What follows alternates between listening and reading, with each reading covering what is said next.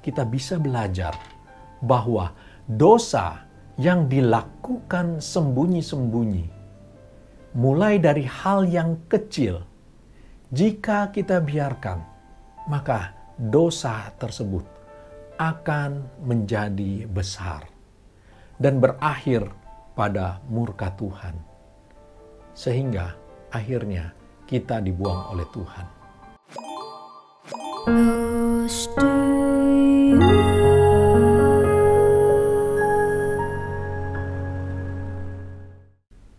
Shalom, selamat pagi Bapak Ibu yang terkasih dalam Tuhan. Kembali kita berjumpa dalam acara Close to You. Satu acara di mana kita bisa merenungkan firman Tuhan walaupun singkat, tetapi terus kita membentuk iman percaya kita kepada Tuhan. Judul renungan firman Tuhan pada pagi hari ini adalah dosa yang tersembunyi. Sering kita merasa bahwa hidup kita ini sudah berkenan kepada Tuhan. Padahal kita masih berbuat dosa. Hanya perbuatan ini tidak tampak pada sesama kita. Sehingga kita selalu tampak kudus di mata orang. Ingat, manusia tidak bisa melihat, tetapi Tuhan tidak dapat dikelabui. Mata Tuhan bisa melihat kita, apapun yang kita kerjakan. Dia tetap dapat melihat setiap dosa yang kita perbuat, sekecil apapun itu. Mari kita melihat dari apa yang diperbuat oleh bangsa Israel. Di dalam 2 Raja-Raja 17 ayat yang ke-7, kita baca. 2 Raja-Raja 17 ayat yang ke-7. Hal itu terjadi karena orang Israel telah berdosa kepada Tuhan Allah mereka, yang telah menuntun mereka dari tanah Mesir, dari kekuasaan Firaun, Raja Mesir. Dan karena mereka telah menyembah Allah lain. Keruntuhan kerajaan Israel terjadi oleh karena dosa yang dilakukannya. Mereka berdosa kepada Tuhan yang telah menuntun mereka keluar dari Mesir, dengan menyembah ilah lain dan hidup seperti bangsa-bangsa yang dihalau oleh Tuhan. Kita lanjutkan di dalam 2 Raja-Raja 17 ayat yang ke-9. 2 Raja-Raja 17 ayat yang ke-9. Orang Israel melakukan secara diam-diam hal-hal yang tidak patut terhadap Tuhan Allah mereka. Mereka mendirikan tempat-tempat pemujaan di semua kota mereka, mulai dari kota bermenara jaga hingga kota berkubu. Perhatikanlah, di dalam Alkitab terjemahan baru versi kedua, menuliskan kata diam-diam. Artinya, ada dosa yang dilakukan secara tersembunyi. Apakah dalam hidup kita hal ini juga terjadi pada saat ini? Dan kita masih melakukannya juga. Kita mengaku sebagai anak Tuhan, kita mengaku hidup di dalam ketaatan, tetapi ternyata ada dosa yang kita sembunyikan dan terus kita lakukan.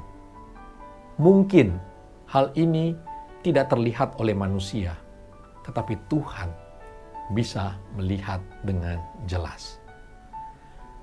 Bapak Ibu bisa membaca di ayat-ayat selanjutnya, yaitu di ayat 11 sampai ayat yang ke-18, di mana dituliskan di ayat yang ke-11 apa yang telah mereka lakukan tersebut membangkitkan murka Tuhan.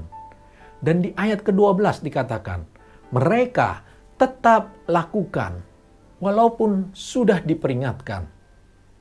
Ayat ke-13 diingatkan kembali melalui nabi, pelihat, atau hamba-hamba Tuhan. Bahkan kalau sekarang ketika kita datang ke gereja, kita ditegur melalui firman yang diberitakan. Mereka tidak mau mendengarkan. Di ayat ke-14, karena mereka tegar tengkuk. Kemudian, Di ayat yang ke-15 kita bisa melihat mereka tetap menolak teguran tersebut. Ayat yang ke-16 dikatakan mereka meninggalkan setiap perintah Tuhan. Bahkan di ayat 17 mereka mengorbankan anak-anak mereka sebagai korban api. Hidup mereka dipenuhi dengan menyembah ilah-ilah lain. Mereka bertenung, mereka meramal, mereka tidak lagi percaya kepada Tuhan. Hingga ayat ke-18, Tuhan menjadi murka. Lalu Tuhan menyingkirkan mereka dalam pembuangan. Dari pembacaan firman Tuhan tersebut, kita bisa belajar bahwa dosa yang dilakukan sembunyi-sembunyi, mulai dari hal yang kecil, jika kita biarkan, maka dosa tersebut akan menjadi besar dan berakhir pada murka Tuhan. Sehingga akhirnya kita dibuang oleh Tuhan. Dan semuanya berakhir dengan runtuhnya kerajaan Israel, dengan runtuhnya kehidupan kita. Oleh sebab itu, mari kita jaga hidup kita. Jangan kita biarkan dosa sekecil apapun ada dalam hidup kita.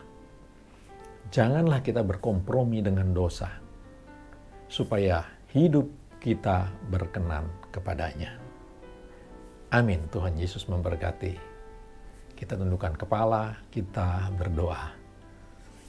Ya Bapa, ya Roh Kudus, kembali kami diingatkan melalui firman Tuhan pagi hari ini, bahwa seringkali kami mengaku sebagai seorang Kristen yang taat, tetapi ya Tuhan, kami masih menyembunyikan, kami berbuat dosa yang kami anggap kecil di hadapan Tuhan. Kami dapat menyembunyikannya dari manusia, tapi Tuhan tahu semua. Ampuni kami ya Tuhan. Ajar kami untuk kami tidak kompromi terhadap dosa sekecil apapun. Karena jika kami biarkan, maka dosa itu akan semakin tumbuh subur dan besar di dalam hidup kami. Sehingga hidup kami ini dapat menjauh daripada Tuhan dan menyebabkan Engkau murka terhadap kami. Ampuni kami ya Tuhan. Terima kasih. Kau terus bentuk kami supaya kami dapat hidup berkenan di hadapan-Mu. Sehingga kami dapat menikmati pemeliharaan Tuhan dalam kehidupan kami dengan sempurna. Terima kasih ya Bapa. Dalam nama Tuhan Yesus kami sudah berdoa. Amin. Demikianlah renungan firman Tuhan pada pagi hari ini. Sampai jumpa di acara Close to You berikutnya. Tuhan Yesus memberkati kita semua. Close to You.